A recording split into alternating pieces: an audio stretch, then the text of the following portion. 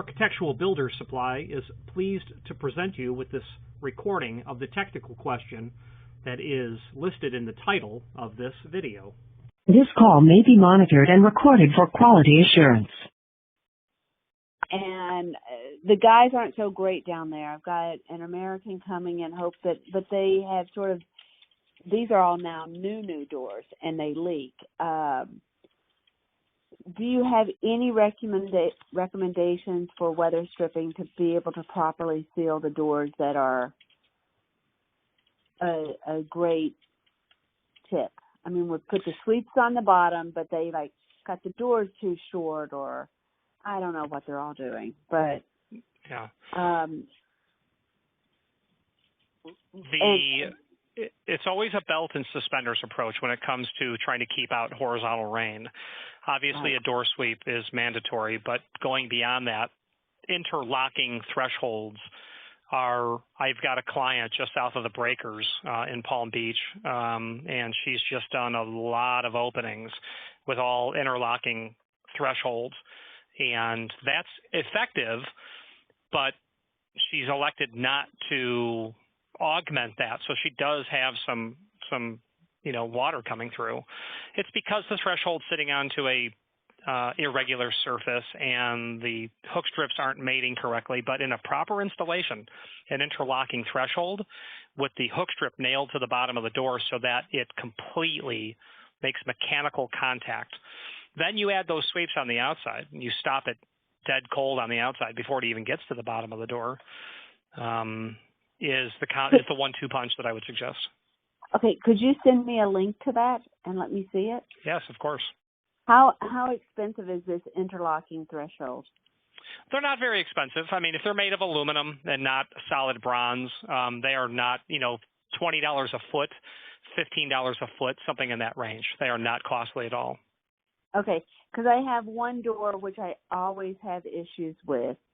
You have to cut the door, and it's visible, right, on the interior of the door? Well, you won't see the hook strip because that'll be attached to the bottom of the door.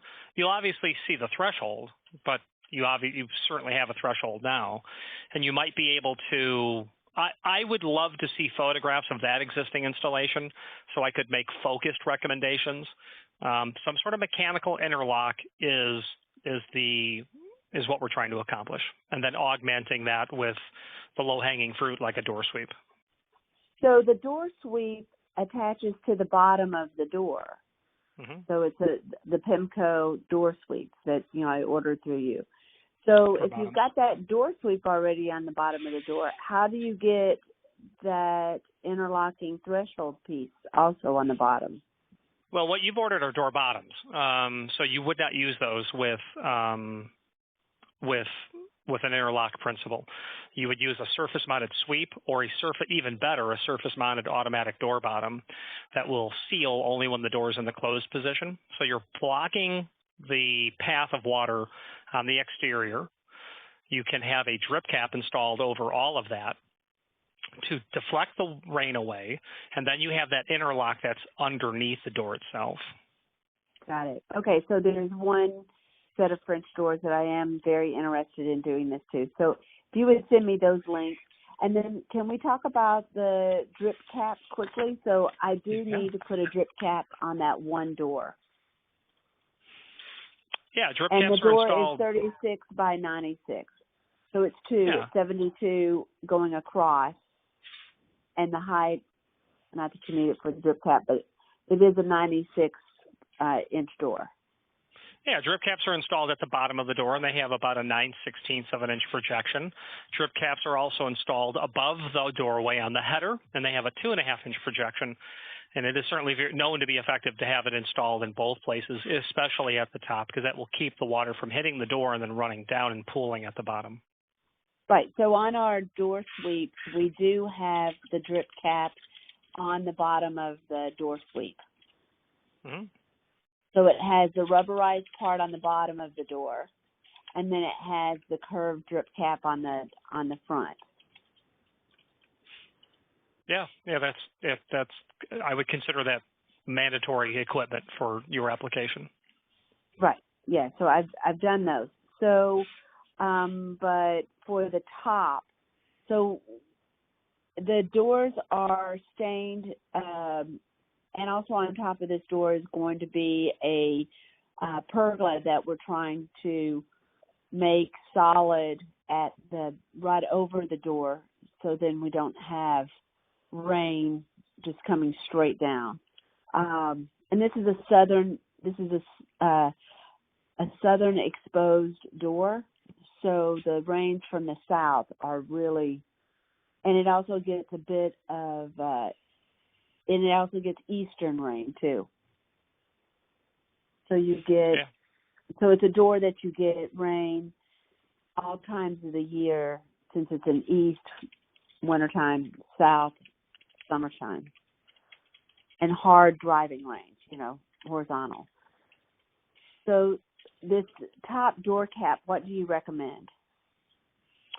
Well, there's only one type for the overhead application. If you don't have anything there, I would recommend putting a drip cap there at the top.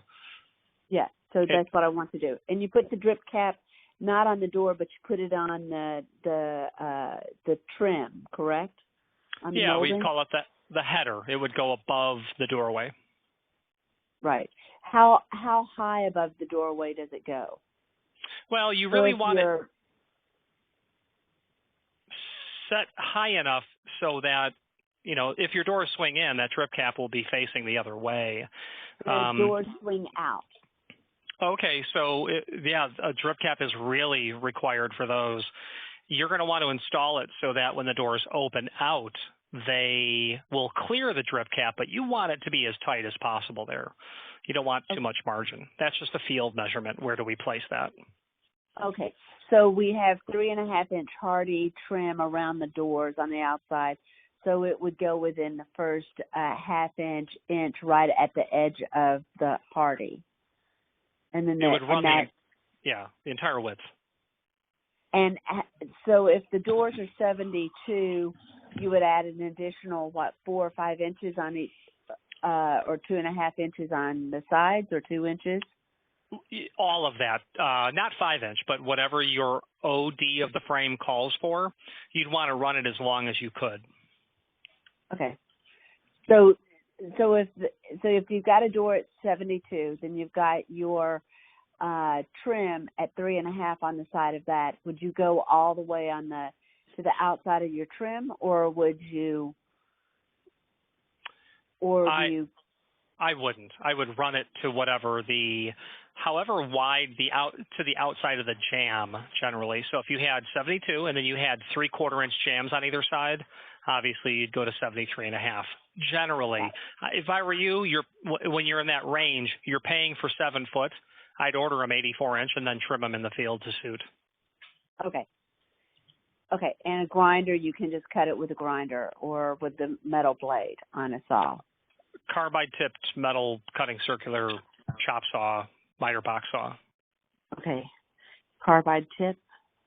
Yeah, definitely. Okay. I will make sure I have that. Okay, so can I order one of those, please? Actually, yes. I need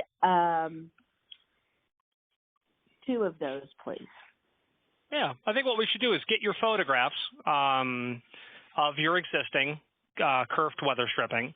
I know about the drip cap. That we've got to sort out if you like that pile or not. And then the interlocking threshold, which will likely not come into play, but I've sent that to you as well. And we'll come up with a list and do it all at once. Because the system's going to add for shipping every order that I enter. Understand. Okay. Okay, but it might be that the weather stripping that I said that the door sort of crushes in on. Mm-hmm.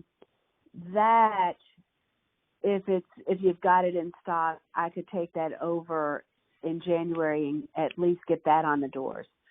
It's very likely that I do have it in stock. There are different sizes of that material. Right. Okay. And I think I cut a piece off and I brought it here, so I'm going to be able to get you a picture. Awesome. I'm gonna see if that's the case. I'm gonna get a picture for you. So, good, thank you. Wonderful. Yeah, well, trying. Well, thank you so much, Richard. I was so psyched to see. I found you through saying, I remember watching a video of his. I wonder if that YouTube video is still there. So thank you for still being on YouTube. You're welcome. It's a job. I'll be here till I'm 90. So yeah, there you but go. it was interesting. But that's how I located you, because I couldn't remember the business name at all to be able to then do a search. So, well, thank you. I will be back in touch. Yes, ma'am. Thank you very much. Okay. You too. Bye-bye. Bye. Architectural Builders Supply hopes you have enjoyed this program. Again, thank you for watching, and if you've enjoyed this video, please click thumbs up, please subscribe, and maybe even send the video to someone that you know. Thank you.